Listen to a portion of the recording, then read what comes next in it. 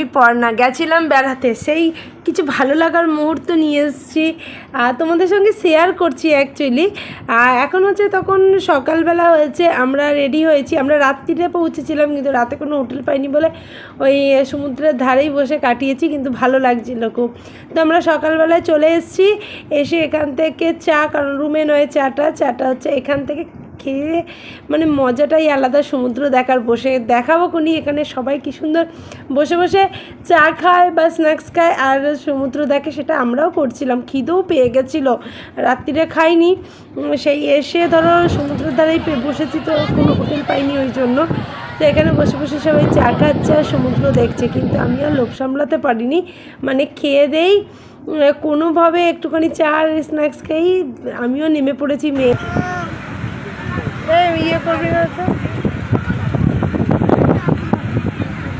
হয়নি, মেয়ের এবার বায়না উঠে যাবে, সেই উঠতে আর তো পারছে না। যাই হোক অনেকক্ষণ ধরে চেষ্টা করলো, এই ওই করে করে আমাকে অনেকবার বললো চাপতে, কিন্তু আমার ভালো লাগে না।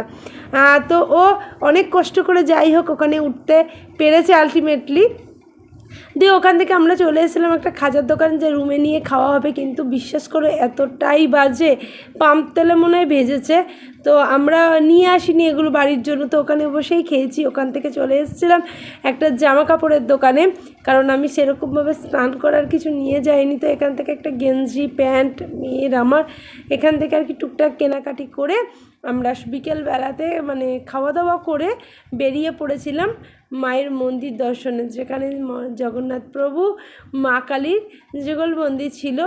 থেকে স্টার্টিং মায়ের মন্দির দর্শন করলাম, এবারে যাচ্ছি অন্য জায়গায়, একটা টোটো রিজার্ভ করেছি, সেটা করে করেই যাচ্ছি। চলো তোমাদেরকেও দেখাবো কোথায় কোথায় গেছি।